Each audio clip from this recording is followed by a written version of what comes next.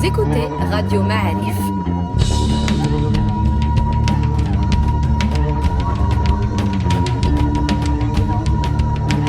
Le podcast Histoire.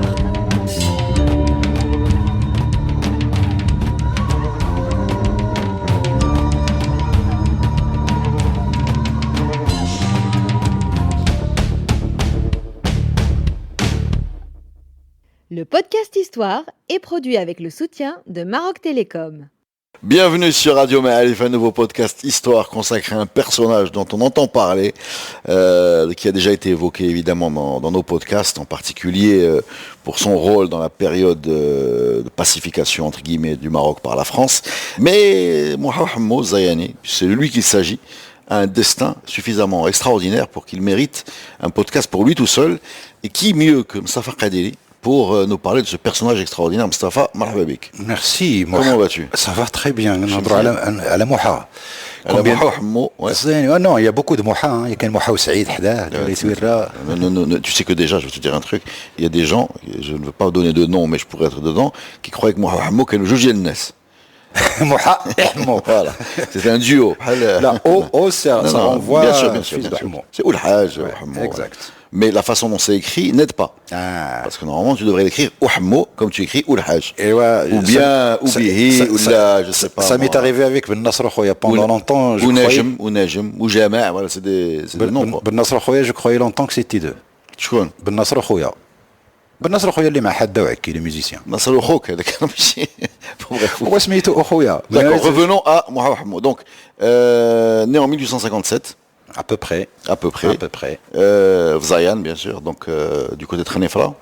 Ouais. C'est un personnage haut en couleur dans l'histoire du Maroc, qui relie un petit peu une période charnière, depuis Hassan Ier à peu près, qui le nomme Qaïd, justement dit Zayan, jusqu'à sa mort, fin mars 1921, je crois le 27 mars 1921, dans un combat contre l'armée française, à l'intérieur de la forêt, pas loin d'Ejdir, d'ailleurs, son tombeau il est là, à côté de Jnan Mess, pas loin de Jnan Mess, qui était sa résidence principale, avec Khanifra, bien sûr, qui était sa résidence par excellence.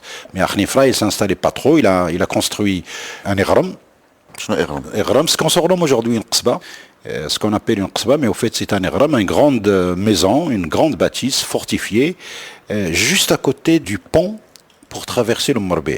Contrôler un pont, c'est contrôler un passage, et contrôler un passage, c'est un péage en quelque sorte, c'est la sécurité, c'est le... C'était cher d'ailleurs le péage, hein, on peut réclamer pour un troupeau une bête. Mais une bête, c'est pas grand-chose. Une bête, c'est pas grand-chose. Non, c'est pas grand-chose. Surtout qu'on est dans une zone d'élevage par excellence. Et donc, les tribus, c'était des tribus pastorales qui vivaient de l'agriculture, notamment des céréales, et surtout l'élevage pour fournir les deux villes principales à côté, qui sont Fas et Imknas, entre autres. Et donc, par cette position stratégique qu'il a réussi à contrôler, et il devient le personnage principal un petit peu de cette zone, de ce qu'on appelle le Hom Marbi', c'est-à-dire pratiquement qui va de Khanifra jusqu'à la... Et qui est un carrefour. Aussi, c'est la route Marrakech-Fès. Exactement. C'est la route Marrakech-Fès. Donc, c'est le Dir, le Piémont, c'est la haute montagne, c'est la plaine qu'on appelle Azaghar, donc toute la plaine un petit peu qui va... pratiquement de Zahir jusqu'à Ouerdira, jusqu'à Tadla.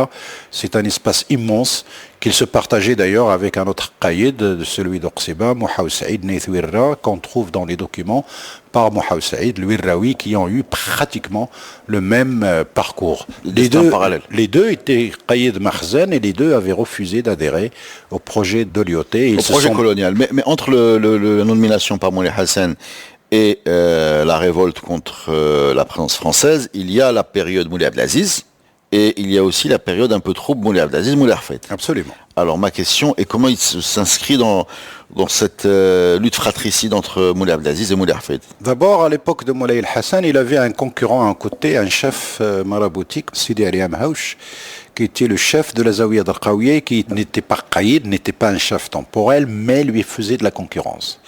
À lui? À Mohamed Hammo Zayani, parce que il a des tribus qui n'écoutait que Sidi Ali Amhauch, donc il était sous son autorité d'une manière directe et indirecte. Alors attends, on va refaire la cartographie du pouvoir. On a un sultan qui est Moulay Abdelaziz à l'époque. Moulay Hassan.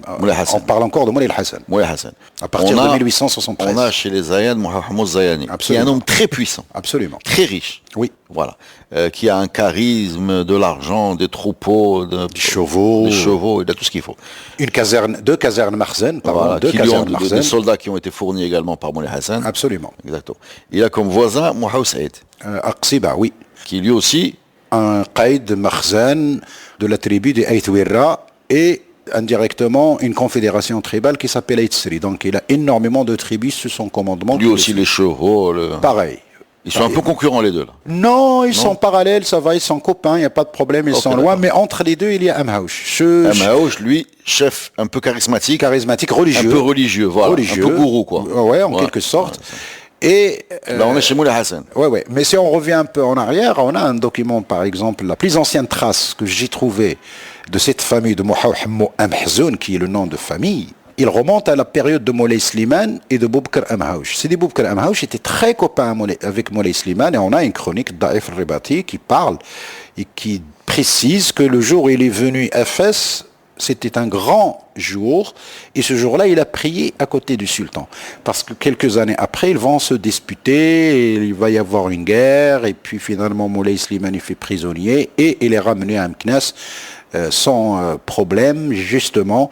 Parce que le problème est... Non, parce que le problème n'est pas comme comment le présentent les historiens français, qui a été adopté par certains historiens de Chine, malheureusement, en croyant cette dichotomie Makhzen-Berber, Makhzen-Siba, que l'idéal type de la Siba, Mohamed même qui était Qaïd Makhzen, pour les Français, c'était l'idéal type du chef Siba. Ah, c'est n'importe quoi. Non, parce que la Siba, il la regarde avec leurs yeux. C'est-à-dire qu'à partir du moment, quand il s'est révolté contre la verdure et l'Ioté, etc., il est en dehors du Makhzen. Vu que le Makhzen était du côté de l'Ioté. Non, il parle de lui, il parle de lui-même. Oui, mais c'est un moment de son histoire. Il n'est pas voué à la révolte depuis qu'il est né, quoi. Non, il parle de Siba bien avant l'arrivée des Français. C'est bien ce que je dis. C'est-à-dire qu'ils projettent leur réalité sur un autre passé. Peut-être, en quelque sorte. C'est-à-dire qu'ils estiment que ce bonhomme-là a toujours vécu comme ça. Alors, je ne sais pas si de la mauvaise foi ou un problème de culture générale. Vu que tu viens de nous expliquer, toi, qu'il est un qaïd loyal de Hassan Awel. Bien sûr, il le reçoit à plusieurs reprises, il l'accompagne dans pas mal de harkas dans le coin, il y a énormément de détails sur les petites histoires avec les différentes tribus, etc. Je veux dire, tout est documenté par les chroniques. Il n'y a rien d'extraordinaire dans l'histoire d'un qaïd Makhzen, comme tous les qaïds de Makhzen, de la montagne, de la plaine, du Sahara et tout ça, contrairement à une certaine image qu'on continue encore à véhiculer sur une sorte de bled Makhzen, bled Siba, qui n'a pas de sens dans le sens Siba, parce que le problème, on traduit le mot Siba par désordre, par anarchie. Oui. On a un podcast sur Siba, allez l'écouter, je suis sérieux, que tu nous as fait toi. Oui, on a intitulé ça Siba. Oui, on a intitulé ça Siba et on a expliqué que très souvent Siba qu'on décrit comme un désordre, c'est au contraire un besoin d'ordre. Que l'inverse. Mais bon, c'est un podcast qui a déjà été fait. Absolument. Et sur l'histoire de l'enlèvement de Moulay Slimane, Amhauch, etc., ça, il n'y a pas de podcast, mais on devrait le faire.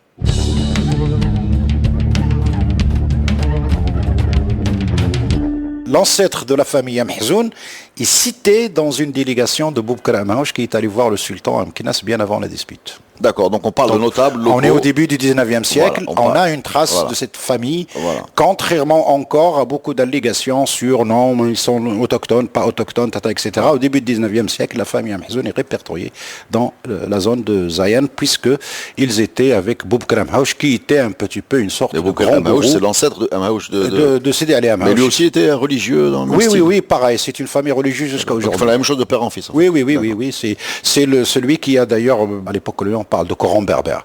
Et au fait, c'est Boubkar Amhauch qui a pris le Coran, on a fait en poésie, en tamazirt, pour simplifier aux amazigophones le Coran.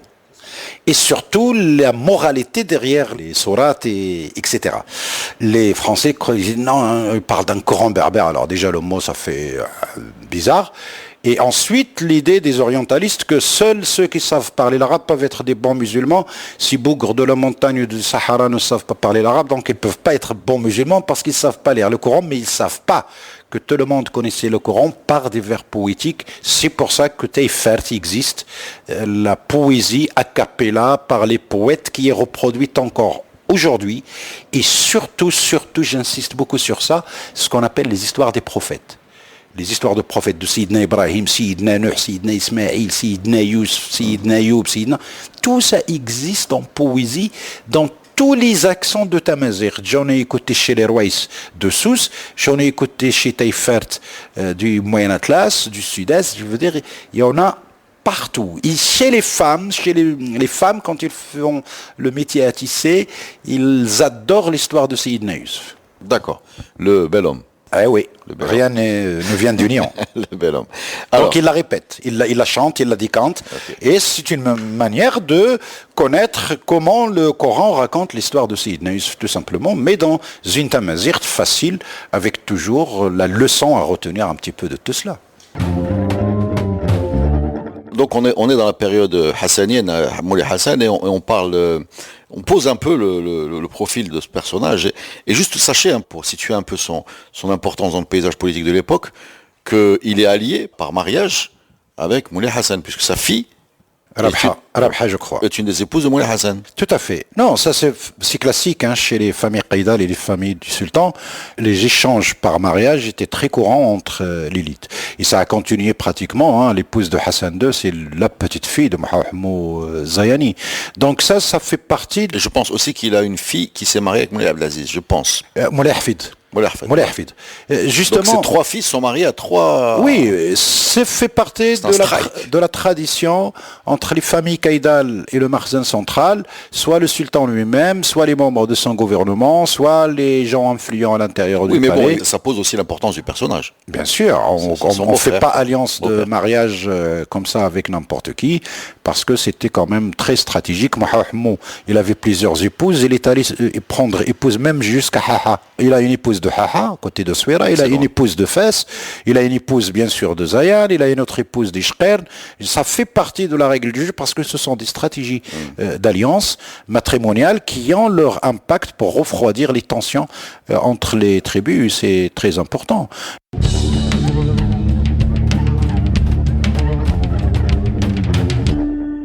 Revenons à notre ami Mohamed qui est un qaïd de Moulay Hassan, puis de Moulay Abdelaziz et de Moulay Abdelhafid. Alors, mais comment il gère la transition? Parce que je crois savoir qu'il était plutôt azizien que hafidien. Non. Bon, quand Moulay Abdelaziz arrive, il est là, il réagit pas. Non, sa transition Moulay Abdelaziz, Moulay Hassan n'est pas problématique. C'est après que ça se complique. Parce qu'il faut bien préciser une chose aussi pour les gens qui peut-être découvrent nos podcasts, parce qu'on en a beaucoup parlé de cette période. C'est une période dure. C'est une période où le Makhzen est un peu ruiné, où l'impôt, on le lève bzzz. Moulay Abdelaziz n'arrive pas à gérer les choses correctement. Où l'Europe, que ce soit la France, l'Allemagne, l'Angleterre, la Grande-Bretagne, l'Espagne, tout le monde, l'Italie se positionne absolument. Pour ce qu'ils appellent la part du gâteau. Ouais. Et en fin de compte, la population encaisse aussi le poids de toute cette pression fiscale et financière. Voilà. C'est sous Abdelaziz que les Français occupent le Touat qui est aujourd'hui en Algérie, alors que normalement la guerre d'Algérie pour les Français s'arrête en 1860. Ils occupent Oujda, ils occupent Casablanca, ils occupent Figuig. Casablanca 1907. 1907, le traité d'Algéras 1906. Justement, c'est parmi les choses qu'on lui reproche, c'est écrit noir sur blanc, c'est pas de l'invention. Et à ce moment-là, quand Moulay Abdelhafid est reconnu sultan à Marrakech, il prend la route pour aller à Fès, bien sûr, il va passer du côté de Zayan et il va demander à Mohamed son adhésion. Qu'il refuse. Non, au contraire. Au contraire, on a un document extraordinaire. Le fils du chef de la garnison Makhzen de Khnifra, Ahmed al-Mansouri, qui est né presque à Khnifra, il est devenu qadi. Il a fait des études, il est devenu qadi à l'époque coloniale. Et il a ramassé toute l'histoire orale des différents acteurs de cette histoire, notamment la main droite de Mohamed Zayani, son propre neveu, le Qaïd al-Aïdi, qui a vécu jusqu'aux années 30, je crois, même au-delà. Il est important. Donc il lui a raconté sa version, en plus de le Bacha Hassan également, donc en laissant passer les armées de Moulay Hafid qui montent sur Fès pour prendre la place du frère. Non, il ne laisse pas passer. D'abord, Moulay Hafid campe dans la plaine au pied du Moyen Atlas côté d'Ouadzem. Et donc, il envoie des émissaires à Mohamed Saïd et à Mohamed. Et dans l'histoire de Mohamed, c'est Oul Aïdi qui vient et qui est chef un peu de cette délégation qui représente Mohamed Hammo, et il raconte à cet auteur qui nous raconte dans le détail. Donc déjà, ils arrivent, ils font une tbourida, avant de faire quoi que ce soit, je veux dire, et puis Moulay Hafid qui dit qu'est-ce que je peux faire comme cadeau à ces gens-là, et un des conseillers lui dit la seule chose que tu peux leur offrir, c'est le baroud. Tu peux leur offrir le baroud, c'est la meilleure des choses que tu peux. Ils leur offrent le baroud et ils refont encore une tbourida extraordinaire avant de venir saluer le sultan. Donc là, il y a des discussions, etc. Bien sûr, ils reconnaissent, il n'y a pas de problème. Et ils se donnent rendez-vous avec Mohamed Hammo au sanctuaire de Moulay Bouazza. Donc de Ouazzam, Moulay Hafid monte à Moulay Bouazza. Moulay Abdelaziz est toujours sultan à Fès. Moulay Abdelaziz est toujours sultan à Fès. Et voilà, on est en route, on est en janvier, je crois, c'est à ce moment-là que Fès reconnaît. Moulay Abdelaziz bouge à Rabat. Il n'est plus à Fès. Juste pour que les choses soient claires, Moulay Abdelaziz est bousculé dans son statut parce qu'on le soupçonne de céder devant les Européens. Absolument. Et d'ailleurs, la suite de l'histoire de Mohamed Hammo permet de comprendre aussi pourquoi il va du côté de Moulay Hafid, en vérité, parce que idéologiquement, la suite de son parcours montre bien le problème qu'il a avec l'idée d'un Européen qui s'installe. Déjà, Mohamed Hammo, quand il a appris la descente des Français, l'occupation de Casablanca, il descend. Voilà. Il descend. Il arrive jusqu'à Ben Slimane, il descend avec ses cavaliers. Oui, je veux dire, non, avec son armée, oui. Jusqu'à Mediouna, paraît-il, je veux dire, et quand il voit les choses se corser, il remonte, là, il commence les préparatifs, alors on doutait, est-ce que ces gens-là vont rester ou ils vont continuer, et puis voilà un nouveau sultan du djihad comme il a été désigné à Marrakech. C'est cohérent. Je veux dire, c'est de la cohérence, et donc il se rencontre à Moulay Bouazza, et il l'escorte à Meknès, de Moulay Bouazza à Meknès. Alors si on connaît un peu la cartographie, de Moulay Bouazza, on traverse une petite zone de montagne et on arrive à Darouche, le couloir, un énorme couloir qui va directement, qui débouche sur Meknès. Alors pour remercier en quelque sorte Mohamed Hammo de son geste d'escorter Moulay Hafid et son armée jusqu'à Meknès sans et sauf sans problème, il désigne le fils de Mohamed Hammo, Houssa, un diminutif de Hussein, comme Bacha ou Amel même de la ville de Fès, sur laquelle il a gouverné à peu près 2 ans, de 1908 à 1910. C'est un moment très important de l'histoire. On en parle, on parle, mais d'une manière un petit peu méchante en disant, mais je veux dire, c'est quoi ce montagnard blédard qui nous vient gouverner à Fès, connu pour la douceur, etc. Je veux dire, comme s'il disait que les gens de Fès n'étaient pas très contents d'avoir ce montagnard. D'ailleurs, on garde, d'après ce document, l'expression quand il demande congé de Moulay Hafid pour rentrer chez lui en 1910, la première nuit qu'il passe à la Belle Étoile sous la tente, il prend, comment on appelle ça, le bri de l'maaz, d'éjection. D'éjection, absolument. Il prend les déjections du caprin, il les gratte entre ses mains, il les sent, et il dit la fameuse phrase, très encore, je l'ai entendu de mes propres oreilles, Allahumma riht al-ma'zi wa la qsur tawazi, parce qu'il habitait à Qsur Tazi à Fès. C'est-à-dire ce montagnard nomade, pasteur, éleveur, c'est le fils de Mohamed c'est le fils de Mohamed Hammo. Houssa, il est mort en 1916 pendant la guerre coloniale, dans les guerres contre les Français. C'était, je crois, l'aîné de Mohamed Hammo. Donc, voilà, Mohamed Hammo adhère à Moulay Hafid et son fils prend position et il devient encore beaucoup plus important et stratégique parce qu'il y a une immense navette qui se passe entre Fès et Marrakech. Et il est sur le passage. Il est sur le passage et il reçoit tout le monde. Il reçoit Ma'laïnin à plusieurs reprises, par exemple. C'était un lieu de passage qui devenait très important pour toute l'élite qui faisait la navette face Marrakech, vu les troubles, vu les problèmes, les Français avancent par le sud, ils avaient occupé Tombouctou, ils sont remontés par la Mauritanie, ils poussent par l'Algérie, ils sont à Oujda, ils sont à Casablanca, je veux dire là, il y a un énorme mouvement entre Marrakech et Fès, des différentes personnalités, les chefs du sud qui montent, parce que le sultan reste à Fès, donc beaucoup de mouvements, et Mohamed Hammo un petit peu c'est le carrefour qui reçoit tout ce beau monde. C'est un vrai pouvoir local. Absolument. C'est un vrai pouvoir local. Si on continue l'histoire, Moulay Hafid va faire exactement ce qu'il a été nommé pour ne pas faire, c'est-à-dire céder aux Français en 1912. Oui, mais disons que le fruit était mûr. Oui, non, bien sûr. La pression. L'idée, c'est pas de régler de juger chacun, c'est de dire en réalité. Finalement, il ça cède. n'a pas marché. Finalement, il cède et il signe le traité de protectorat Mais la période, parce que déjà on avait Bouhmara, on en avait parlé, je veux dire, il y a la guerre contre Bouhmara, les négociations avec les Français, avec les Espagnols, et puis finalement, le fruit était mûr, il est tombé. En 1912. En 1912. Alors que Casa était déjà tombé. Ouais, Casa, Oujda, ils sont arrivés jusqu'à Guersif en 1912. Ouais. On a une présence française de Casablanca jusqu'à Guisr. Guisr, c'est au sud de Stade. Ouais. Donc toute la Chaouia, pratiquement la limite de Morbiha, depuis Darb Ouazza, depuis exactement la rive droite côté Azmour, tu suis le Morbiha jusqu'à Guisr. Guisr, c'est un peu la limite de la Chaouia. Jusqu'à Mediouna, jusqu'à Znata, c'est-à-dire tout autour de Casablanca, jusqu'à pratiquement 100 km de Casablanca, elle était déjà occupée. C'est ce qu'on appelle la Chaouia, entre guillemets. Oujda jusqu'à Guersif. Donc, pratiquement, Guersif-Taza, il ne reste pas grand-chose. Au sud, déjà, ils sont rentrés à Figuig, à toutes les zones qu'ils appelaient un petit peu les confins de Pitouat. Déjà, ça y est, c'est fait. Et puis, ils commencent à pousser dans ce qui a fait partie encore du Maroc au-delà de Figuig par l'est.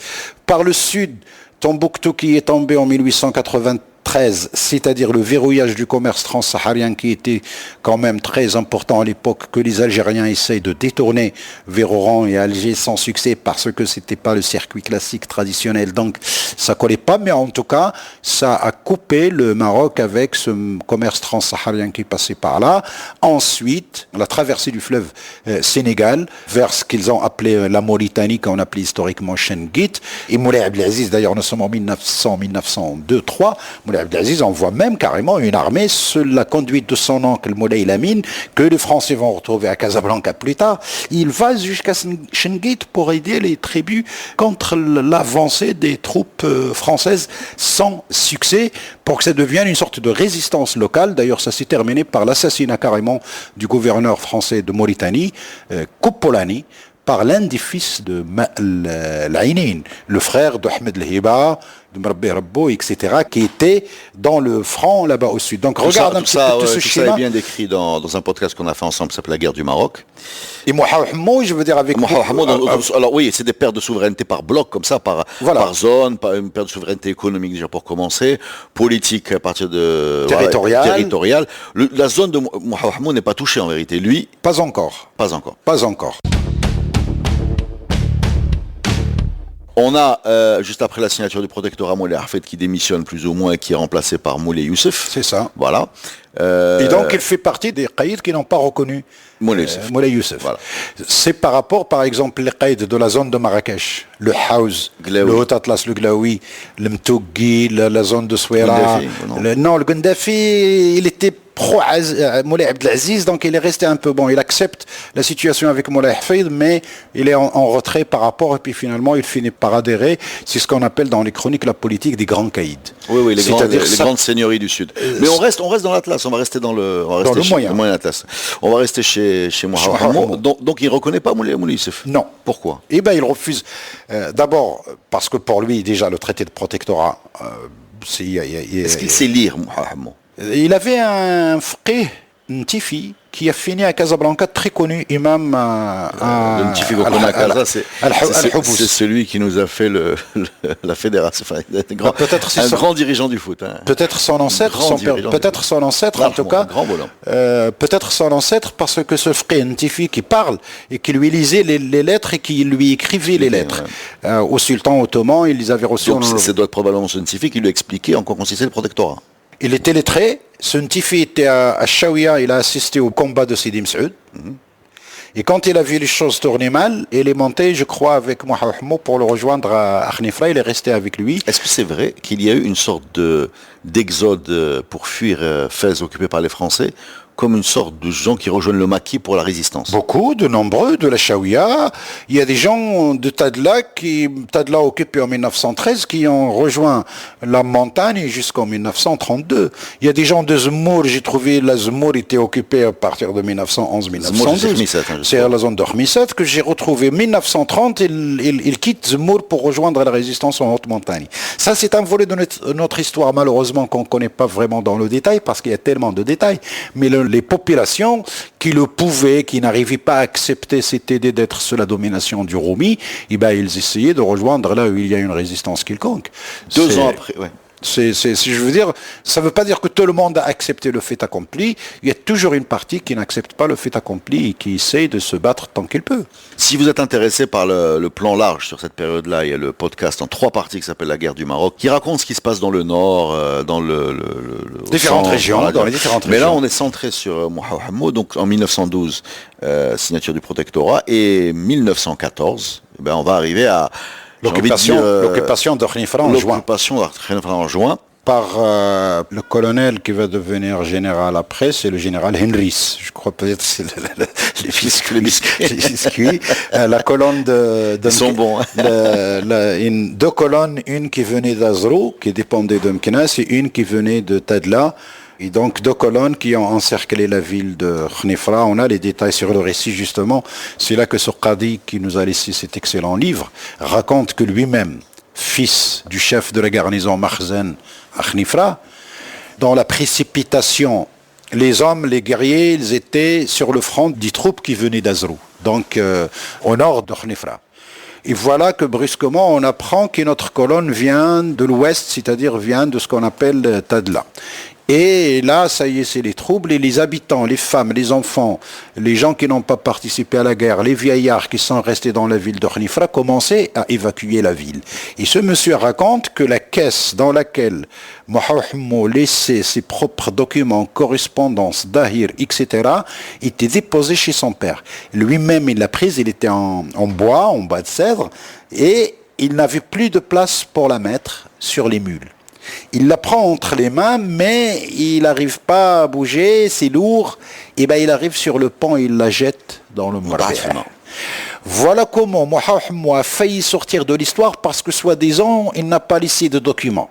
Parce que, pour certains, le document est sacré, certes, mais dans l'absence de document, l'oralité peut nous aider à comprendre quelque chose. Bien sûr, beaucoup plus tard, quand il a écrit son témoignage, il dit « Aujourd'hui, je regrette ». Mais l'instinct de survie, à ce moment-là, il était adolescent, 14 à 16 ans, l'instinct de survie a primé, donc il a jeté. Qu'est-ce qui va nous sauver, Mohamed, un petit peu dans l'histoire? C'est cette bataille de l'Heri. Parce que si c'était pas cette bataille, je crois qu'on n'aurait pas parlé de Mohamed, si ce n'est peut-être les spécialistes de la micro-histoire qui vont parler d'un certain Mohamed, etc. L'Heri qui l'oppose aux Français, donc fatalement il y a plus de textes. Absolument. Mais avant l'Heri, il y a la prise de Khnifra. Oui, avant Khnifra, la stratégie de l'IOT fait ce qu'elle appelait la jonction Maroc occidental et Maroc oriental. Et au fait, c'est la jonction des 2 armées, celle qui était stationnée à Gersif, qui est rentrée à pied d'Algérie, et celle qui est venue de Casablanca vers Fès pour conquérir Taza, occuper Taza en mai 1914. Et d'ailleurs, le légaliste l'IOT qui respectait les traités de Berlin, qui est de l'invention du droit colonial international, il demande aux troupes qui viennent d'Algérie de ne pas rentrer les premières à Taza, il faut laisser les troupes de Fès, c'est-à-dire on vient par la mer, on n'est pas venu par terre, et il va lui-même justement assister un petit peu à la cérémonie officielle de l'entrée des troupes une fois les tribus vaincues, parce que les tribus dans la région de Taza sont très nombreuses, c'est les principales tribus qui entourent, et Gznaya, les principales tribus qui entourent la ville de Taza. Une fois cette histoire réglée, il s'attaque à Khnifra en juin 1914. Alors l'argument au début, c'était la route vers Tafilalt. Voilà pourquoi Khnifra était pour eux très stratégique. D'ailleurs, c'est pas faux, puisque c'est le raccourci entre Tafilalt et l'Atlantique, normalement, c'est par Khnifra. Sauf que la montagne va leur jouer un mauvais tour parce que c'est pas facile de la traverser, surtout une montagne très boisée et une résistance très organisée d'un caïd. Il parle de lui comme s'il avait une sorte d'armée régulière.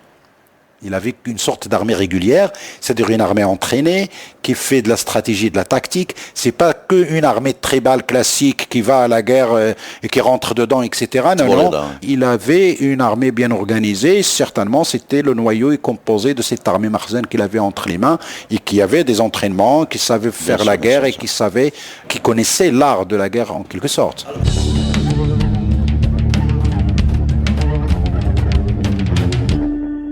Alors sur Khnifra, je lis que ce que je comprends, c'est que Mohamed quitte Khnifra et abandonne un peu la ville aux Français pour en faire le siège. Oui. Il laisse, selon la formule du commandant Pichon, tu vas connaître le commandant Oui, Pichon. oui, c'est lui qui a Il laisse écrit... à Khnefra que les chats errants et les chiens sauvages Ouais. et une demi-douzaine de cigognes perchées au sommet des tours. Pichon, c'est un rescapé de l'Heri. D'accord. Alors Pichon Cavalier. explique qu'il rentre à Khnefra vide Ouais. et qu'il s'installe là-bas en ayant l'impression d'avoir fait une prise de guerre. Et ils se rendent compte qu'ils sont assiégés Ouais, par les troupes de Mohammed tout à fait. et que c'est une sorte d'inversion. Alors c'est assez amusant parce que c'est un peu la stratégie qu'il va avoir dans les Halley, encore une fois. C'est-à-dire je vide le centre et je prends la périphérie. Tout à fait. Et celui qui a gagné a perdu. Et sa maison devient le quartier général des officiers de l'armée française. Exactement.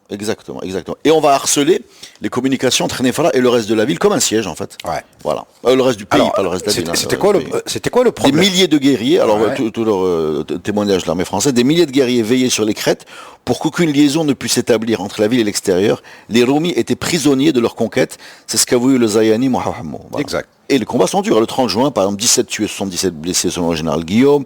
Enfin bref, c'est une série d'escarmouches incessantes, quoi. Ben, le problème, on installe une garnison à Khnefra, sous les tentes. On est quand même dans une zone... on est en été, ça va, ça passe. Le plus dur va venir après en hiver. Et surtout, on harcelait les Exactement. caravanes D'approvisionnement. d'approvisionnement. Voilà. Et ben la phrase typique de la verdure, on va parler de la verdure dans quelques minutes. Attaque du camp, le combat dure de 6h à 16h, donc c'est long. Hein. Nous estimons à 1500 cavaliers et fantassins le nombre des assaillants. De plus, les Marocains ont formé le projet d'attaquer tous nos convois pour nous affamer dans Khnefra et nous obliger à en repartir. Absolument. Le mardi 28 juillet, vers 17h, 1 millier environ de cavaliers et de fantassins sont signalés descendant la pente de l'Aqlel. Aqlel, c'est la... Aqlal, c'est la montagne à côté. Voilà. Je vois le ras Aqlel. Ouais. C'est ça, ouais. Dans ça, etc., etc. Donc, harcèlement, siège, tout Ouais. ce que tu veux. Ça a duré pendant toute la Première Guerre mondiale. C'est ce qui s'est passé. Là, on est à la veille de la Première Guerre mondiale. Mais déjà, avant le déclenchement de la guerre en août 1914, je veux dire à quelques mois, eh ben, le harcèlement des caravanes d'approvisionnement était incroyable. Soit les caravanes qui viennent par Meknes Merirt ou les caravanes qui viennent par Tadla. C'était une immense paire de manches pour les colonels. Finalement, c'est Tadla qui va prendre cette responsabilité et c'était vraiment une corvée terrible pour les soldats de convoyer des dromadaires, des mulets, des viandes sur pied comme ils disent, c'est-à-dire les vaches et les bœufs qui marchaient pour arriver à destination, pour fournir de la viande à leurs soldats, etc. Ils en ont parlé en long et en large parce que c'était à chaque convoi. D'ailleurs, ils ont réduit les convois pendant toute la Première Guerre mondiale. Ils ont réduit les convois, à 2 par an. 2 convois par an. Donc, on t'amène ton stock. Si on y arrive, on te le dépose. Tu te démerdes pendant 6 mois. Ne compte plus sur nous. Parce que le harcèlement était tellement terrible qu'il fallait mobiliser carrément des bataillons pour accompagner cet approvisionnement pour le casernement de Khnefra. Alors, la Première Guerre arrive. Justement, la fameuse phrase de vider la langouste et garder la carapace. Et la lège la Première Guerre mondiale européenne, la caserne. La guerre européenne qui fait que la France a besoin des troupes coloniales. Voilà. On demande même à Lyoté de se replier sur la côte, elle refuse, elle a dit si on se replie sur la côte, c'est foutu, etc. Donc il garde ses garnisons, mais avec un effectif réduit. Le cas de Khnefra, avant il y avait genre 6000 soldats tout autour, et ben ils ne sont plus que 1800. Avec la consigne, en octobre, Lyoté lui-même va à Khnefra, avec la consigne ne pas sortir. Défendez-vous si vous êtes attaqué, mais surtout pas sortir. Ah, quand même, Lyoté, il avait de l'audace d'aller à Khnefra en octobre 1914, parce que tu peux imaginer l'escorte qui l'a accompagné pour qu'il y arrive. Ce qui est amusant pour comprendre un petit peu aussi le type de personnage auquel on a affaire, il paraît que les troupes de Mohammed qui assiégeaient, qui harcelaient les convois qui entraient au sorties de Khnefra et qui étaient aussi constitués d'agriculteurs. Bah, tout le monde. Et qu'ils ont dû lâcher un peu la pression pour aller s'occuper de leurs champs. Oui. Voilà. Donc c'est... Oui. Voilà, on n'est pas devant une armée officielle, on est devant des gens qui sont des agriculteurs, des éleveurs. À tour de rôle, oui. Voilà. Tout le monde se mobilise à tour de rôle parce il y a plusieurs routes. Il y a vers l'est, l'ouest, le nord, le sud, etc. Bon, le sud n'a pas été touché. Mais par contre, on a 2 axes qui sont plus ou moins maîtrisés par les Français, ou bien 3 axes même.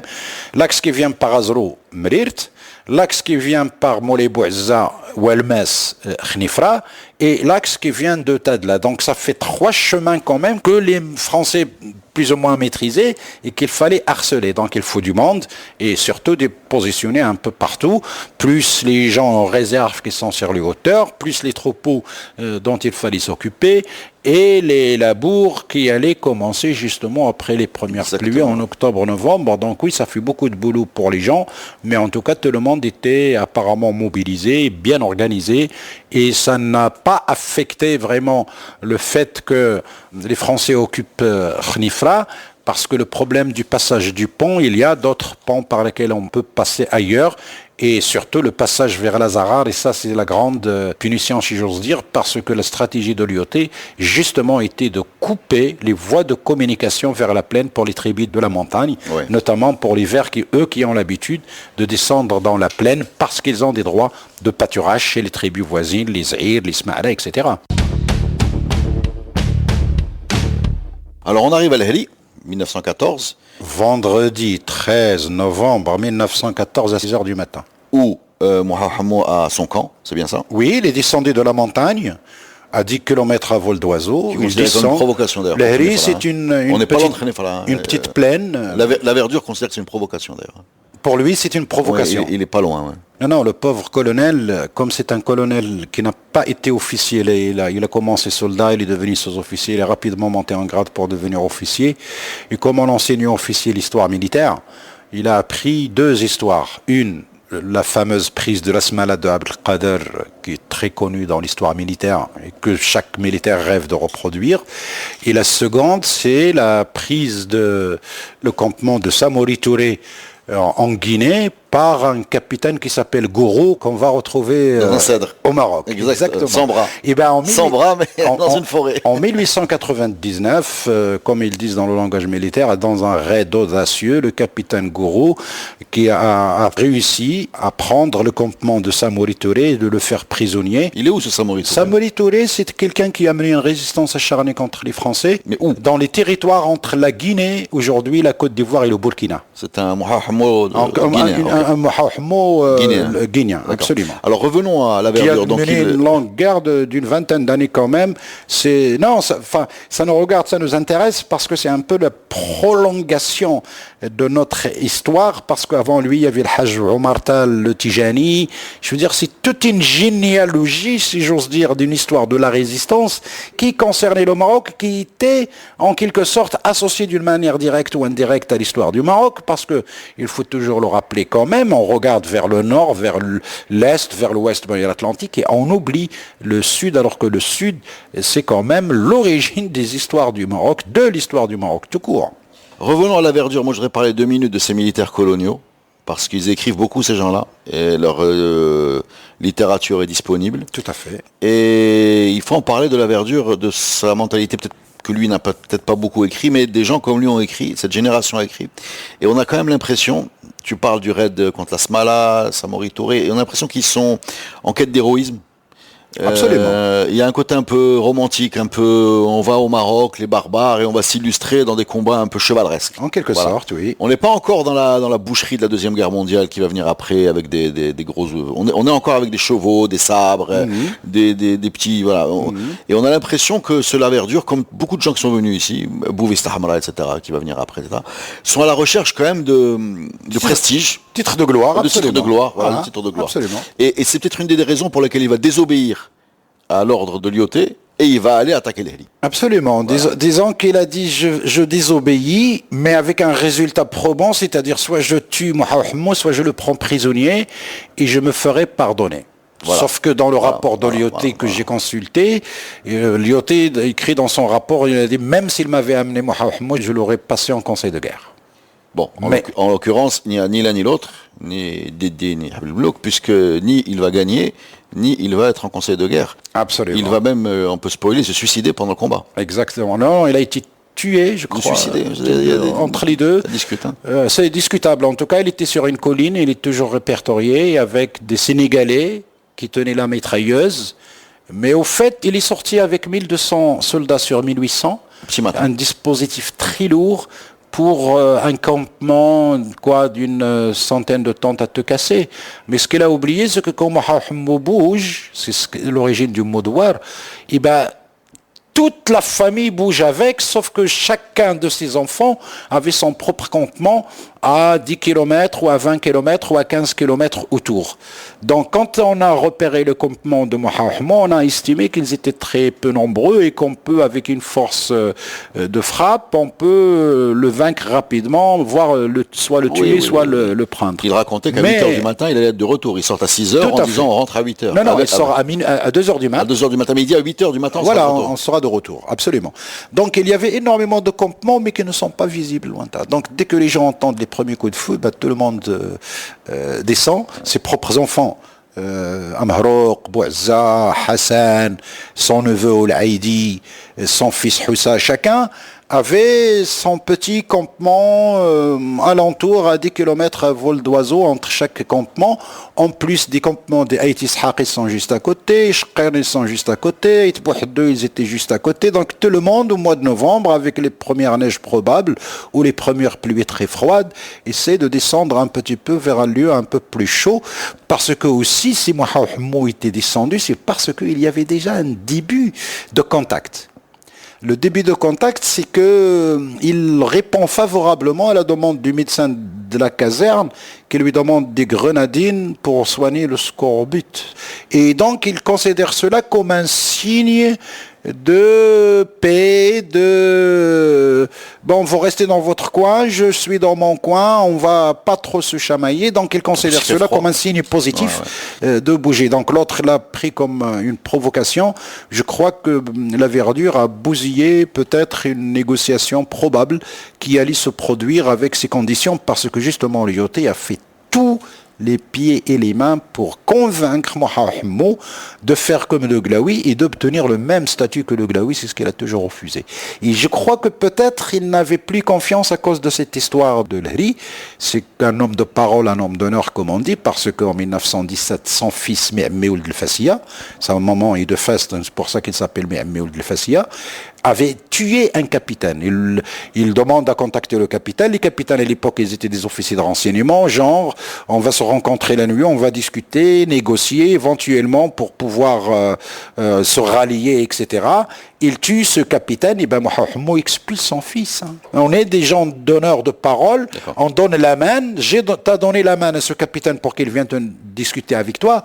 Tu n'as pas le droit de le tuer, Mehmi va connaître une autre vie, il va jusqu'à Tafilel, il deviendra le premier habitant civil de l'Aïoun chez les Espagnols, parce qu'il avait une condamnation à mort derrière lui, donc il se soumet aux Espagnols en 1934. On revient à l'Hri. Alors dans un premier temps, Mohamed est exfiltré du camp. Oui, rapidement. Du camp. Rapidement. Les soldats, par ses femmes, les soldats français prennent possession du camp. Ouais.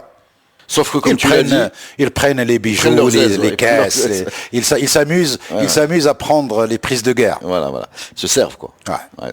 Sauf que, comme tu l'as dit, les campements des fils sont autour, les tribus avoisinantes sont autour, et ils vont se prendre la marée. Exact. La remontada. Alors je vais lire juste un petit sur les témoignages des Français. Hein. C'est quoi le livre que tu lis là? C'est Mohamed Zayani par sa petite fille, je pense, Fatima Amhazoun. Voilà, c'est le nom de famille de la famille. C'est ça, donc c'est un témoignage beaucoup familial avec des choses très intéressantes et des extraits de compte rendu français, dont celui-là. Le résident général constate dans un télégramme adressé à Paris que les contingents Zayan dirigés par Mohamed montrent une audace et un mépris de la mort et même un sens de la manœuvre qui en font des adversaires les plus redoutables. Il y a toute une littérature comme ça qui les montre comme des gens assez intrépides, c'est-à-dire cavaliers. Avec organisé, avec un chef qui connaît les arcanes du Marzen, de l'État, donc il est très conscient de ce qu'il fait. Il est très conscient de la notion de la question de la souveraineté. Et puis il repose aussi sur une puissance tribale assez forte, très importante. Oui, mais c'est la tribu la plus grande et la plus puissante du secteur. Mais moi j'ai deux questions. Alors on va finir la bataille. Donc la bataille, cette tribu encercle les Français qui ont pris possession du camp. Les encercles, ils rentrent dedans, ça devient comme un souk parce que Pichon, il dit quand l'artillerie voulait tirer, il savait pas où tirer. Ils pouvaient pas parce que les leurs ils étaient au milieu. Donc ils vont tout mélanger et ils en sont arrivés, comme on dit, au couteau, la coumia. Ils sont dire, sont arrivés au corps à corps. Voilà. Perte française, 33 officiers, 700 hommes de troupes, 4 canons de 75, 4 canons de 65, 10 mitraillettes, 700 fusils, des obus, des cartouches, des animaux, de tous les trains de combat, des unités engagées. Nous avons surtout perdu tout le bénéfice moral. De plus, nous perdîmes beaucoup de notre prestige. Absolument. On est dans un autre monde. Hein. Absolument. L'effectif était de 1060 hommes de troupes et 60 officiers. D'après une source secrète de la part des espions, les pertes humaines s'élèvent à 3013 soldats en vérité. Et ces gens-là rejoignent Khenifra comme ils peuvent. Mohamed aurait pu prendre Khenifra cette nuit-là, il ne l'a pas fait. Il l'a pas fait. Il ne l'a pas fait. Et pourquoi? Ils ont continué à faire le harcèlement, alors on va savoir, parce qu'il sait que les renforts allaient remonter. Et justement, en 48 heures, le télégramme, ils avaient le télégramme sans fil. Ils ont lancé un SOS, et ça a été entendu à Tadla. Les gens de Azrom Knas n'ont rien entendu.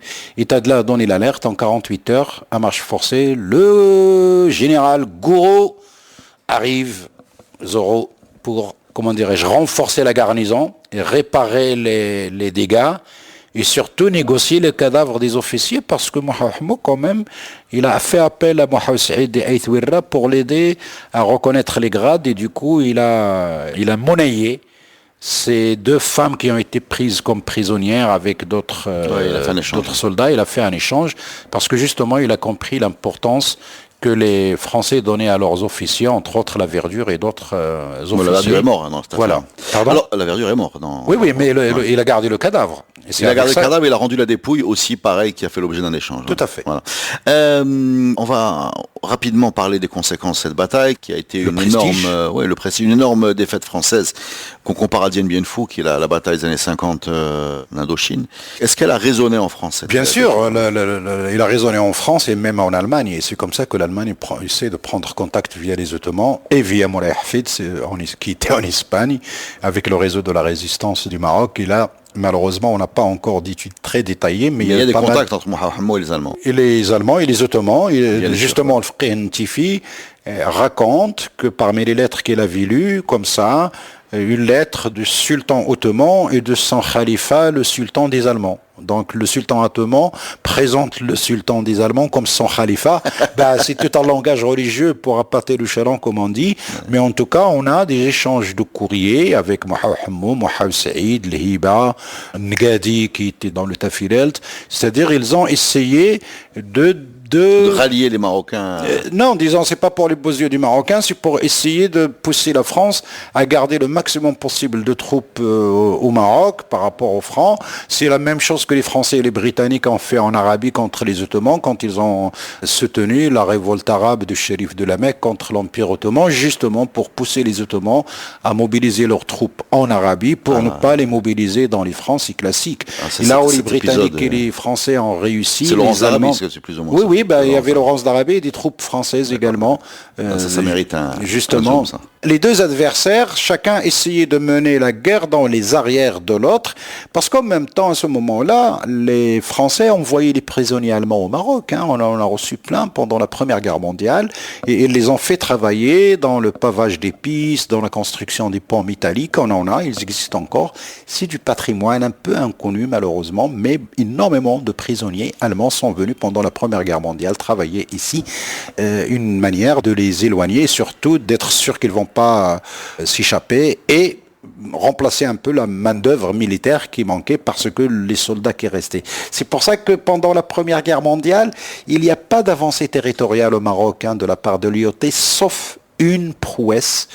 Quand il démissionne de son poste de ministre de la Défense en avril 1917, parce qu'il était ministre de la Défense pendant 6 mois à peu près, et il revient au Maroc et il fait la jonction de Tafilalt avec le Moyen Atlas. C'est une autre histoire. Quand il y a deux armées, c'est une qui vient de l'Algérie par Boudnib et une autre qui vient de Meknès, font la jonction à Midelt. Il y a encore un pont qu'ils ont construit à l'époque, il existe toujours. Il y a une caserne de l'époque avec un terrain d'atterrissage des avions.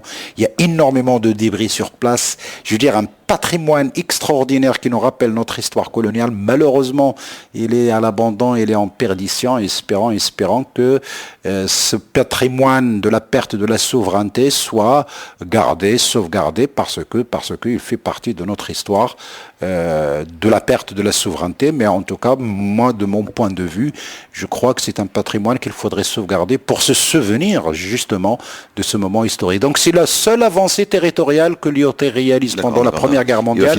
Sinon, il reste un petit peu sur les positions qu'il avait occupées à la veille de 1914. On va revenir sur moi. Moi, j'ai deux questions. La première, comment tu peux expliquer cette victoire en fait par rapport à l'écart technologique?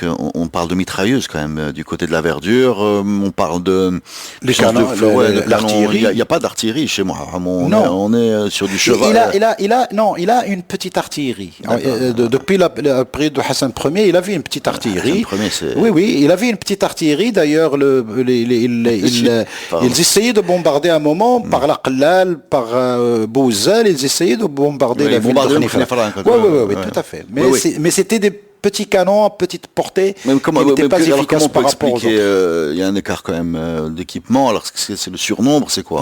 La géographie d'abord, la maîtrise du terrain, la géographie, et puis un peu la technique de la guérilla. Bon, on connaît très bien l'histoire de Mohamed Khattabi, l'inventeur de la guérilla, etc. Non, c'est juste parce que il a été connu par la suite dans le monde. Mais toute la résistance marocaine, Oujda, Figuig, Touat, partout, c'était de la guérilla. Je veux dire, c'était c'était pas de la confrontation. Justement, c'est une grosse bataille là quand même.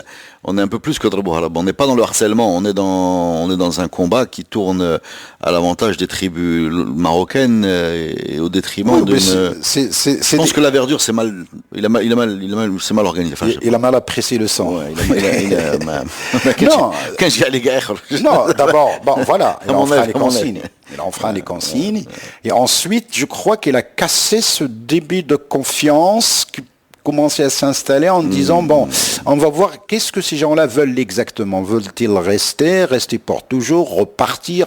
C'est quoi leur plan? Prendre le pouls, comme on dit, pour comprendre un petit peu de quoi il s'agit, pour voir. Parce que il recevait des informations de partout. Le Glaoui, qu'il connaissait très bien, était marché avec les Français, les autres caïds pareil, d'autres caïds comme lui qui ont refusé de reconnaître la nouvelle situation et d'accepter le fait accompli, font que, oui, on peut imaginer, je veux dire, par la masse d'informations qui revenait, qui arrivait, et puis la mobilisation de Amhauch, de Mohaou Saïd, tout ce beau monde était mobilisé, je veux dire, contre les Français. Donc il y a une excellente alliance qui a été réalisée, et du coup, ça donnait un petit peu aussi de la galvanisation, de la puissance, et puis aussi on commence le trafic d'armes, on en reçoit de partout, parce que on faisait des embuscades dans des zones déjà soi-disant sûres dans l'ouest de l'Algérie, et c'est de là-bas qu'on faisait des embuscades aux patrouilles françaises pour revendre les cartouches et du matériel de guerre un peu partout. Le chasse-peau,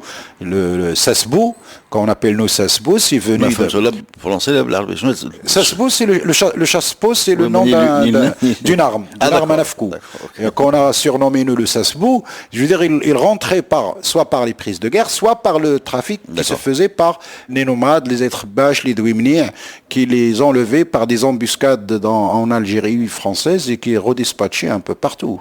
Il y a aussi, je pense, une partie qui est liée à la personnalité de Mohamed quand on écrit la description. C'est quelqu'un qui refusait de regarder les Français, ou qui le regarde. Non, il ne les a jamais rencontrés, il ne s'est jamais assis avec un Français. Voilà. Ils ne l'ont jamais vu, donc on voit des fois des gens qui partagent des photos soi-disant sur Mohamed. Non, ils ne l'ont jamais photographié. Non, mais c'est une volonté, c'est pas juste qu'ils ne se sont jamais croisés. C'est qu'ils refusaient, ils glissent marrant. Non, il n'y a jamais eu de négociation entre lui et les Français. D'accord. Jamais. Par contre, ses fils, Hassan et Amharouk, ont tenté des contacts. Et ils se sont assis avec les Français, et du vivant de leur père, ils ont commencé à composer. Nous sommes en 1917-18, alors que Mohamed ne meurt qu'en 1921. C'est-à-dire d'une manière indirecte, comme s'il dit à ses fils, vous pouvez vous rallier, vous êtes encore jeunes, l'avenir, ces gens-là apparemment vont rester, vous avez le choix. Soit vous allez mourir avec moi, soit vous allez vous soumettre et ils vont mettre quelqu'un d'autre qaïd sur vous. Donc choisissez, soit vous restez des qaïds de votre tribu, soit vous allez être soumis. C'est un peu d'hier. Exactement. C'est un peu il faut composer avec ces nouveaux. C'est la même chose que font les enfants de Mohamed Saïd Ben Nasser, Mohamed Saïd de Aïtouira. Pareil, c'est le choix de dire, bon, qu'est-ce que vous faites? Vous allez mourir avec moi. Vous allez vous soumettre, vous aurez quelqu'un d'autre au-dessus de vous, ou vous allez négocier et sauvegarder ce que vous pouvez sauvegarder, et c'est la règle du jeu mais de la guerre et de la paix. qu'il y avait une véritable méfiance ou défiance ou haine peut-être du français. Hein. Il te dit, comme quelqu'un qui s'était savonné, qui dit, fait qu'il est Roumi.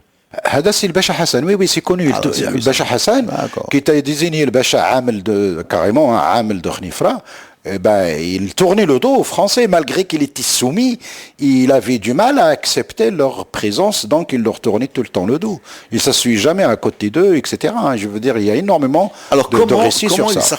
Comment s'articule, c'est ma question suivante, comment il s'articule ce personnage avec le Mersin symbolisé à l'époque par Moulay Youssef, qui est clairement du côté de la présence française. Donc, comment ça s'organise? Non, ça y est, maintenant, on a les enfants Hassan et... Non, avant. Pardon. Bien avant. On est Flehri, par exemple. On est en 1914. On a un Moulay Youssef qui est du côté de la résidence. Oui, mais on ne croyait pas les Français. D'abord, on prend Moulay Youssef pour un captif. Et je te donne une autre preuve. D'accord. Des fois, alors, on a Bouazza. Bouazza, il est mort en 1926-27, mais avant de rallier les Français, il a mis 3 conditions. La première condition, je veux voir ce sultan dont vous parlez. Personne ne le connaît en fait, Moulay Youssef. Peut-être, on ne connaît pas, il était khalifa Qadam, mais ils veulent avoir la véracité que les Français ont gardé le sultan, ou bien ils sont en train de mentir, de nous dire, voilà, nous on est là au nom du sultan. Donc ils demandent d'avoir le sultan, ils le ramènent à Rabat pour voir qu'il est bel et bien un sultan, et que c'est un Marocain qui gouverne, c'est pas un Français. La deuxième chose, ils leur demandent, je veux monter dans l'avion. Faites-moi monter dans l'avion pour voir un petit peu à quoi ça ressemble. Ils le font monter dans un avion, et puis ils survolent, et puis ils voient du pays, etc. La troisième condition, ils demandent à être reconnu comme gradé de l'armée française. Et on lui décerne le titre de lieutenant honorifique. Bouazza Ould Mohamed est un lieutenant honorifique. 3 conditions accomplies, et il adhère au projet français et il devient un chef de guérilla en quelque sorte de l'armée française dans la zone d'Okhnifra jusqu'à Al-Qbab, jusqu'à Arbala, jusqu'à Itzhaq. Il faisait ce qu'on appelle, il montait les coups. Il montait les coups contre la résistance. D'ailleurs, on a un très bel chant laissé par un chanteur décédé, Ibn Bilkas, sur l'Hri. Il est extraordinaire. Le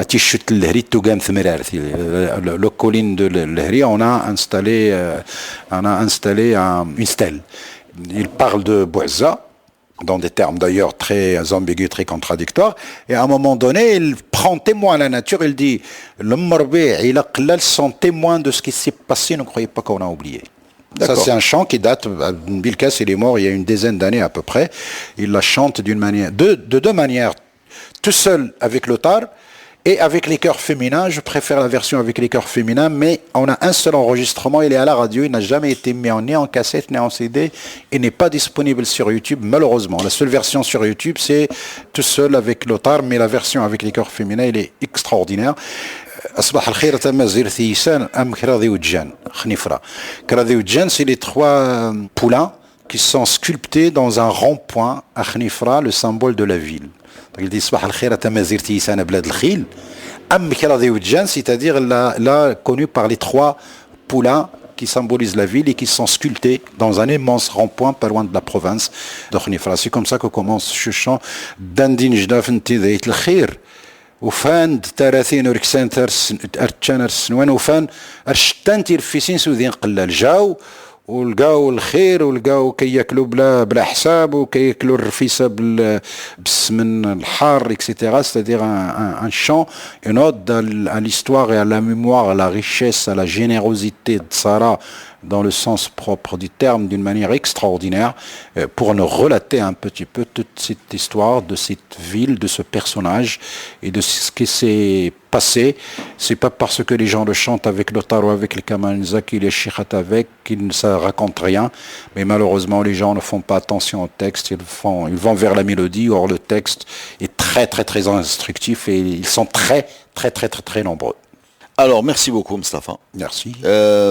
Juste pour terminer, je voudrais conseiller ce livre de Fatima Mahzoun, qui s'appelle Mouha Hammoud Zayani, la saga d'un grand guerrier. Alors, c'est un témoignage C'est un récit familial. C'est un récit familial, mais tu apprends des petits détails que, par exemple, qu'il adorait Khrushchev. Par exemple. Voilà. Et ou choix. Attention. Voilà, on est nombreux. Attention, le Khrushchev, c'est le Khrushchev, le blé qu'on appelle taga. Il pousse naturellement, pas le Khrushchev cultivé. واخا ما كنعرفوش انا كنعرف خرشف اللي كنطيبو بالزيتون الخرشف البلدي qui pousse dans la nature avec la pluie. Et la deuxième chose que j'ai envie de dire اللي نسيتي الخرشف كيكون بلدي ولا رومي ولا ما عرف شنو, c'est que le destin de Mouha Hammo me permet d'alimenter ma petite théorie personnelle que quand les Français sont arrivés, les notables locaux n'ont rien compris. Rien. À travers le destin de Msfoui, comment il s'appelle, Aïssa Ben Omar, Mouha Hammo, le Glaoui, كل واحد دار شي حاجة ديالو. Chacun a inventé une politique parce qu'en réalité, personne n'a bien compris ce qui était en train de se jouer et personne n'a bien été capable de se projeter sur ce qui allait se passer, peut-être à part le Glaoui qui a vraiment compris la présence française et les enjeux. Mais quand tu t'intéresses à la psychologie de ces gens, qui viennent du 19e siècle, ne l'oubliez pas, qui sont des notables, presque du Moyen-Âge, comme disait sur Gundefi, ils étaient incapables, dans leur mindset, dans la façon dont ils ont eu de gérer l'affaire publique depuis qu'ils ont été nommés, de comprendre ce qui s'était joué, en fait, avec ce protectorat. Je voudrais rajouter quand même la stupéfaction des Français aux funérailles de Mouha Hammo. Parce que tout le monde était présent, et les tribus avec ses enfants qui étaient déjà du côté français, et les tribus qui étaient dans ce qu'ils appelaient la dissidence, c'est-à-dire dans la résistance, et bien tout ce beau monde s'est retrouvé pour enterrer Mouha Hammo dans la paix. Une fois Mouha Hammo enterré, chacun a regagné son poste. C'est incroyable.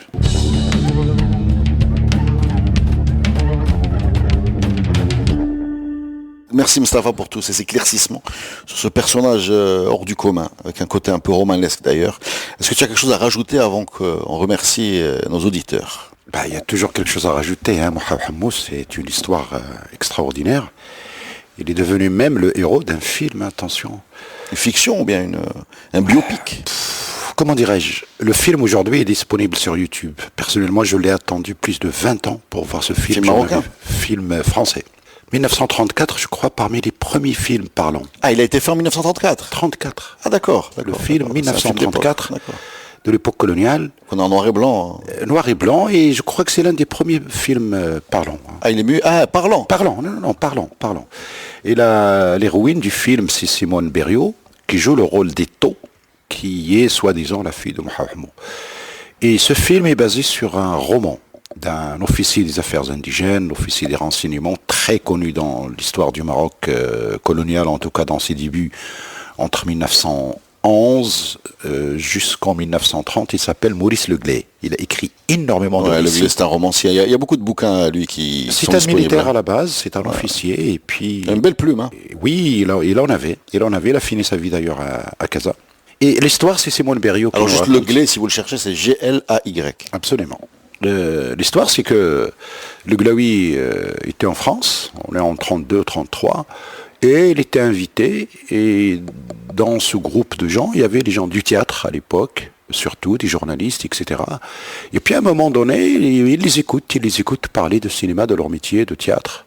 Parce que Simone Berriot était cantatrice et puis actrice, et puis il a eu le théâtre Bernard à Paris, très connu. Et c'est elle, d'après ses mémoires à elle, qui a lancé quelqu'un qui s'appelle Jean-Paul Sartre. D'accord. Il avait à peine le primaire, le niveau primaire, et c'est elle qui a fait jouer les premières pièces de théâtre de Jean-Paul Sartre dans les années 40. Et donc là, on est en 32-33, en France quelque part, ça discute, etc. Et puis à un moment donné, le Glaoui pose la question, mais comment ça marche un film? Donc on lui explique, etc. Il a dit, écoutez, moi j'aimerais bien qu'on fasse un film et qu'on le tourne au Maroc. Et là, un journaliste part à la Bibliothèque nationale, il tombe sur des récits de Leglay. Donc il les amène, et puis scénarisé, etc. Le film est tourné entre Talouine et Ouarzazate, l'origine quand même de notre cinéma aujourd'hui. Et jusqu'à aujourd'hui, je dirais, il y a toujours un début à quelque chose. Le problème, c'est que Certains croient que les récits de Maurice Leglaise sont véridiques et qu'ils retracent des histoires vraies, ce qui est faux. C'est de la fiction pure. Il se base bien sûr sur des personnages et des faits qu'il a vécus parce qu'il était officier des renseignements dans les troupes. C'est romancé, quoi, ce que tu dis. C'est très romancé dans les troupes qui ont fait la conquête du Moyen Atlas, à Azrou, Khnifra, justement. Il était venu le lendemain de l'Héry avec l'armée pour sauver l'immeuble, si j'ose dire. Mais en tout cas, ces récits sont très très très fiction et certains croient que le personnage d'Ito était vraiment réel et que Mohamed était un fugitif à qui sa petite fille amenait à manger, etc. dans la résistance, alors que la résistance... En fait, il n'y a rien de vrai, finalement, dans le roman. Il y a le Et dans le film, donc. Non, il n'y a rien de vrai. À part le nom. Non, il n'y a rien de vrai. Il n'y a rien de vrai, ça c'est absolument... Il a pris le nom d'un personnage et il en a fait un autre personnage, quoi.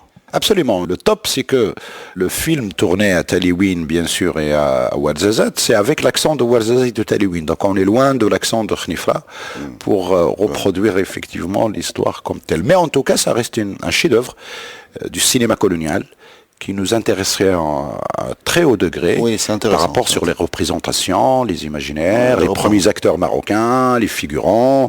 Et je veux dire, ça a été tourné avec les moyens de l'époque extraordinaires, mais en tout cas, ça a lancé la carrière de ce qu'on appelle aujourd'hui le film colonial et qui est très intéressant comme document historique, anthropologique et puis surtout sur l'imaginaire de l'époque coloniale, comment on raconte les indigènes, comme on dit.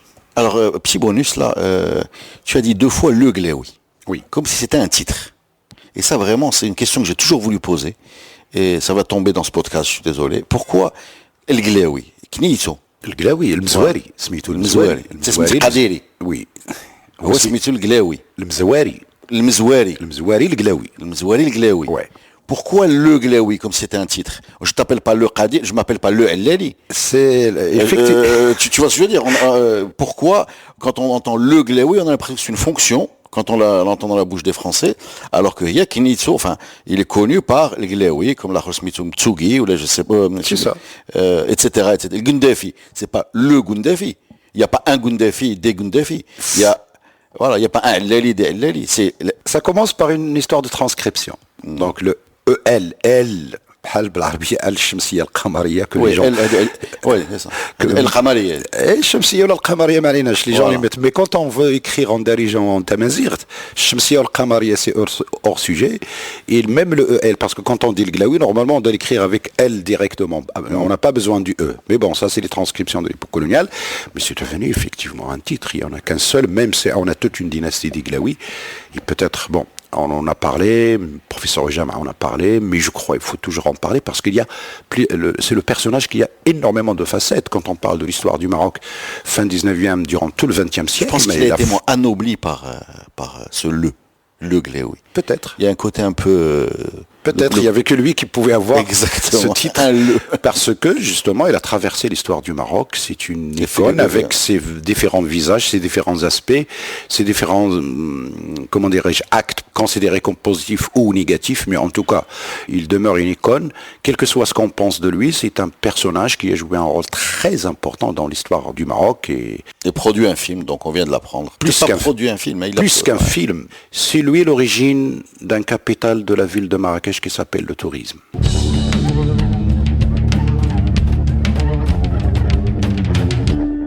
Juste avant de vous saluer, quand même, ça fait une petite remarque. Est-ce que tu trouves que l'histoire, ou la mémoire, parce que l'histoire, c'est écrit, mais la mémoire, c'est ce qu'aujourd'hui on fait de l'histoire, a rendu suffisamment hommage à ce personnage? Je pense en particulier à son absence du paysage public. Enfin, il n'y a pas de boulevard, il n'y a pas de... Enfin, à ma connaissance, c'est très faible, non? Non, il y a... Pourquoi il n'est pas un résistant? Pourquoi les résistants chez nous, c'est forcément... El Fassi, bon, à Casa, on a des gens des années... Donc, Zartoni, Mustafa Al-Mahani, Roudani, bien sûr. Mais pourquoi cette première génération n'a pas cette Torah, cette reconnaissance? À Casa, par exemple, je peux citer 3 noms. La place Mohamed Saïd, je crois l'ancienne place Verdun. La rue Zaid Ahmed qui passe devant Casaport, personne n'y fait attention. Zaid Ahmed, c'est le sniper, là. Ouais. Et son copain, Mohamed Ouel Tsmiha, qui était le copain le copain de Ahmed Al-Hansari, pardon. Zaid Ahmed, c'est un résistant individuel entre 34... Zaid Ahmed, c'est un sniper. Et 36. et Mohamed El Smiha qui était le copain de Ahmed Al-Hansali. Alors on a peut-être Al-Hansali quelque part. Mais ça c'est une autre paire de manches parce que les responsables après l'indépendance, bon certains peut-être ils étaient conscients comme ça, quelques-uns ont réussi à placer une petite place à Mohamed Saïd, etc., mais qui fait attention. Et les grands noms qu'on a considérés du nationalisme ou de l'histoire inventée pour supplanter justement les véritables acteurs de l'histoire, comme Mohamed Hammo, qui mérite bien des boulevards, énormément d'établissements. Et moi, j'en profite pour changer Ben Abbad ou Mohamed Hammo Zayani, par exemple. J'ai découvert, tu sais qui a construit le tombeau de Ben Tachfin? C'est Mohamed V en 58, comme réponse à la nomination de du lycée Ben Abbad. Ça, je viens de le découvrir. Je ne sais pas comment on a fabriqué un antagonisme, Mohamed Hammo et Ben Abbad, qui n'ont vécu ni sur le même continent, ni à la même bination, chez 1000 ans. Non, oui, mais Ben Abbad, on le trouve partout. Il y a un très beau boulevard Ben Abbad où il y a l'usine d'ailleurs à Itzba. Il y a énormément de lieux consacrés à Ben Abbad. Je ne sais pas pourquoi on a fabriqué cet antagonisme. Mais c'est pas grave, ça fait partie du plaisir du podcast Histoire. Merci beaucoup Mustafa. Merci à vous. Et reviens souvent.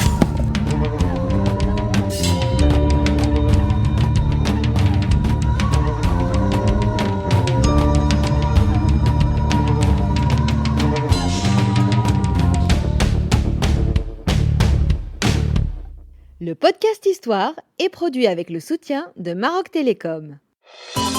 Maroc Télécom, un monde nouveau vous appelle.